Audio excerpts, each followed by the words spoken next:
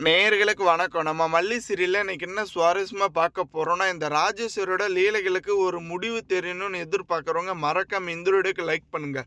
ஒரு கட்டத்துல நம்ம வெண்பா ஆசைப்பட்ட இந்த ஒரு பாஸ்தாவ வெண்பாவால சாப்பிட முடியலன்னு நம்ம மல்லியோட மனசுக்குள்ள ஒரு ஆதாயங்க ஓடிட்டு இருக்குங்க. ஆனா அந்த ஒரு கடவுளோட சக்தினால தான் இந்த ஒரு பாஸ்தாவ இந்த சரியான சந்தர்ப்பத்துல இந்த ரேணுகா இந்த மல்லிய பகைச்சுக்கிட்டு தட்டி விட்டாங்க. ஆனா உண்மையிலேயே இந்த ஒரு பாஸ்தாவுல இப்படி பாய்சனை கலந்திருப்பான் இந்த ராஜேஸ்வரி. அந்த ஒரு பழிய தூக்கி நம்ம மல்லி மேல போடுவான்னு கொஞ்சம் கூட எதிர்பார்க்கலைங்க.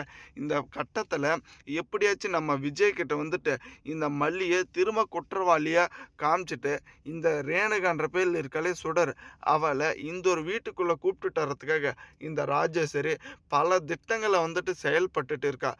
ஏன்னா விட்டது எல்லாமே வந்துட்டு பிடிக்கணும், இந்த ஒரு வீட்டுக்குள்ளே என்னுடைய அங்கீகாரம் மட்டும்தான் நடக்கணும் அப்படின்றதுக்காக இவ்வளோ கீழ்த்தரமான காரியத்தில் ஈடுபட்டுட்டு இருக்கா. எனக்கு கொஞ்சம் கூட புரியலைங்க. ஒரு பக்கம் இந்த ரஞ்சிதாக்கு வந்துட்டு ஆசையை காமிச்சு இப்படி முட்டாள்தனமான காரியத்தில் ஈடுபட வச்சு ரஞ்சிதாவை இருக்கிற இடமே இல்லாமல் பண்ணிட்டா இந்த ராஜேஸ்வரி. ஏன்னா விஜய் வந்துட்டு உனக்கு தான் சொந்தம், விஜய் வந்துட்டு என்னன்னாலும் உனக்கு தான் வந்துட்டுனா கல்யாணம் பண்ணி வைக்கிறதுன்னு நம்ம ரஞ்சிதாவோட மனசுக்குள்ளே ஆசையை வளர்த்து இப்படி ஒரு நடுத்தெருவில் நிப்பாட்டிட்டா. இப்போ இந்த ரேணுகான்ற பேரில் இருக்காலே சுடர், அவளை இந்த ஒரு வீட்டுக்குள்ளே எப்படியாச்சும் வர வச்சிடணும், இவளை வச்சு தான் மல்லியோட கதையும் இந்த விஜயோட கதையும் முடிக்கணும் அப்படின்றதுக்காக இப்போ இந்த ராஜேஸ்வரி ஓயாமல் திரும்ப திரும்ப வந்துட்டு ஒரு திட்டத்தை செயல்படுத்திட்டு தாங்க இருக்கங்க.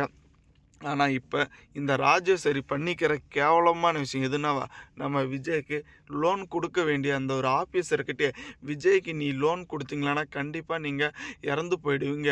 ஏன்னா விஜய்க்கு வந்துட்டு இப்படி ஒரு நிலைமையில் இப்படி ஒரு எண்ணங்கள் இருக்குது. விஜய் வந்துட்டு என்றைக்கு இருந்தாலும் கையங்காலமாக போலீஸ்கிட்ட சிக்க போகிறான் அப்படின்றத இல்லாத பொல்லாத்தெல்லாம் சொல்லி இந்த ஒரு மேனேஜர் மனசில் விஜய் வந்துட்டு கெட்டவன்னு நிரூபிச்சிட்டா. இப்போ அதே சமயம் பார்த்தீங்களான்னா இந்த ரேணுகா இந்த பாஸ்தாவை தட்டி தட்டில் நம்ம வெண்பாவுக்கு பயங்கர கோவங்க. எனக்கு வந்துட்டு மல்லியம்மா எனக்கு பிடிச்சதா செஞ்சு தராங்க, நீங்கள் எதுக்கு வந்துட்டு இங்கே வந்தீங்க, உங்களை எனக்கு சுத்தமாகவே பிடிக்கல அப்படின்ற மாதிரி நம்ம வெண்பா அவ்வளோ ஆணித்தனமாக இந்த சுடர் முன்னாடி இப்படி ஒரு வார்த்தையை விட்டுட்டு இருக்கா. இதுக்கு இந்த சுடர் என்ன பண்ண போகிறான்னு ஒழுங்கு மரியாதையோடு வந்துடு, நீ என்ன பண்ணணும், என்ன சாப்பிட்ணும், எப்படி இருக்கணும்னு நான் தான் முடிவு பண்ணோம். அவள் யார் உனக்கு, அவள் உன்னை பெத்த அம்மாவா, நான் தான் உன்னை பெத்த அம்மா அப்படின்ற மாதிரி ரொம்பவே கேவலமான கடுமையான வார்த்தையில் நம்ம வெண்பாவோட மனசை வந்துட்டு காயப்படுத்திட்டு இருக்கான். ஆனால் இது எல்லாத்தையுமே பார்த்து நம்ம மல்லி வந்துட்டு எதுக்காக இவ்வளோ பொறுமையாக இருக்காங்கன்னு கொஞ்சம் கூட புரியலைங்க. ஏன்னா நம்ம மல்லி இந்த ரேணுகா பண்ணிட்டு இருக்கிறத பார்த்து கண்டிப்பாக பொந்தரிச்சு இவளுடைய கழுத்தை பிடிச்சி இப்போயே வச்சு கூட இவளுடைய ஒட்டுமொத்த உண்மையும் இவ வாயாலே வர வச்சிருவாங்களான்னு எதிர்பார்த்துங்க. ஆனால் இந்த மல்லிக்கு வந்துட்டு சரியான சந்தர்ப்பமும் சூழ்நிலையும் அமையாத ஒரே காரணத்தினால இப்படி ஒரு நிலைமையில் இருக்காங்க.